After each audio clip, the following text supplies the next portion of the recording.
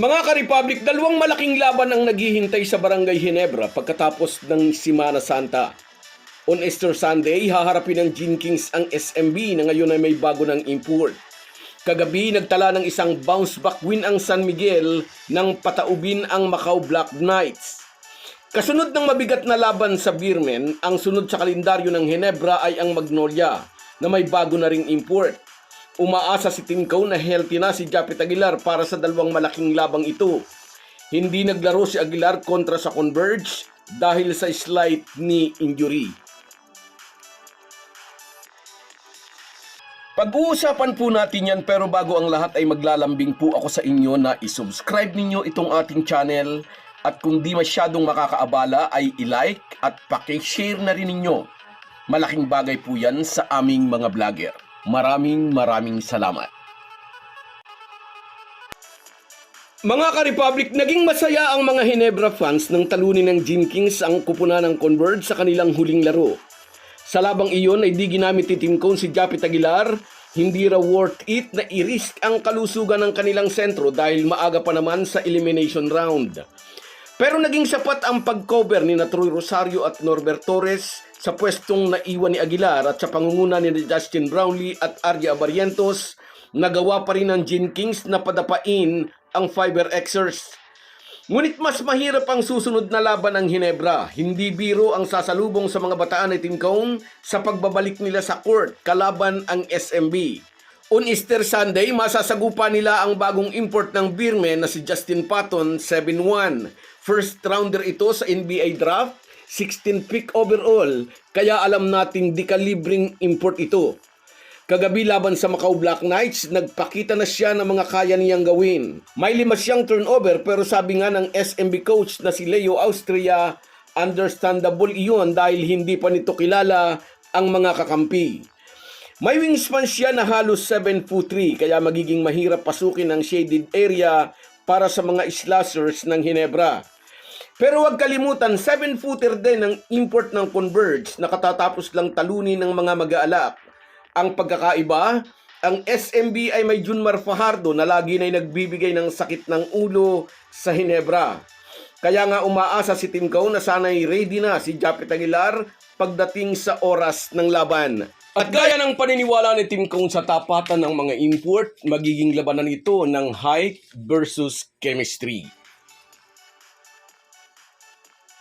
Katulad ng SMB, may bago ring import ang Magnolia. Hindi naging sapat si Noni Omot para sa hotshots, kaya kumuha sila ng replacement import dahil may 3 na silang talo at wala pang panalo. Agad naramdaman ang impact ni Clint Chapman sa debut game nito, 39 points and 15 rebounds, upang masilayan ang unang ngiti ni L.A. Tenorio sa conference na ito. Sang-ayon kay Coach L.A., malaki ang maitutulong ng experience ni Chapman sa iba't ibang liga at sa height nitong 6'10" ay magiging malaking bagay sa kanilang depensa. Medyo payat nga lang daw ito pero very smart. Katulad ni Justin Brownlee, undrafted si Chapman noong 2012 NBA draft. Mas nauna ng 1 taon si JB sa draft class 2011 na kinabibilangan ng mga NBA stars gaya ni Kyrie Irving, Kawhi Leonard, Klay Thompson at Jimmy Butler. Sa unang Manila Clasico ngayong Commissioner's Cup, tiyak na nasa isip pa rin ng marami, tinalo ng Magnolia sa ilalim ni Tenorio ang Ginebra sa All-Filipino Conference. Debut game iyon ni LA bilang PBA head coach at memorable iyon para sa kanya dahil tinalo niya ang kanyang long-time coach and mentor. At tiyak nga sa likod pa rin ang isip ito ni Timco. Hahayaan ba ni CTC na madaluhang sunod siya ng kanyang dating estudyante? Malalaman natin yan on April 10, kaya markahan nyo na ang inyong kalendaryo. Pero bukod sa banggaan ng dating mentor at dating estudyante, sisipatin din ang sagupaan ng 2 import ng kupunan. Si Clint Chapman, bagong dating pa lang sa PBA. Si Justin Brownlee, 10 taon ng resident import ng Ginebra. Magiging malaking karangalan para kay Chapman kung matatalo niya ito sa una nilang paghaharap. Sinasabi ng marami na si Justin Brownlee ang pinakamagaling na import na hindi nakapaglaro sa NBA regular season. Pero para sa maraming Filipino basketball fans, naging blessing in disguise para sa kanila na hindi na-drop si JB noong 2011. Dahil kung naging investor siya, baka wala tayong Justin Brownlee na tumulong sa Gilas Pilipinas na sumungkit ng mga gold medal sa mga international competition at nagbigay din ng 6 na kampyonato sa Hinebra. So guys, yan lang muna. Hanggang sa muli. Kung wala po kayong mga viewers namin ay walang magtatagumpay na vlogger. Kaya salamat po sa inyong panunood. Shout out sa iyo, Mark Lester Chongson. Happy birthday sa iyo. Kailan ba 'yon? Baka naman may spaghetti diyan. At sa iyo rin, Norman Flores. Salamat sa laging suporta, kabayan. Sa iyo rin, shout out Merson Kabady Vlog na nasa Ifugao na naman. Shout out sa iyo at sa iyo rin, Francis Palumayan. Congratulations daw sa Hinebra for the win.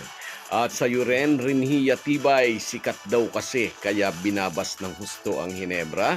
At sa iyo rin, shout out Henilaw, dapat daw tanggalin na yan sa PBA. Si Abueva yata ang tinutukoy nito. At sa iyo rin, Enrico de Guzman, nandyan sa Belgium. Shout out sa iyo, idol. At sa iyo rin, shout out Froilan Valdez. At sa iyo, shout out Ernesto Bautista. Salamat po sa inyong lahat. Kahit gaano po tayo kabisi, ay huwag po nating kalimutan ang ating buhay espiritual. Lagi po tayong magpasalamat sa bawat araw na dagdag sa ating buhay. Malaki po ang maitutulong ng pananalangin araw-araw. Isang paalala po mula sa inyong Halo-Halo Sports Republic. Subscribe ka na sa Red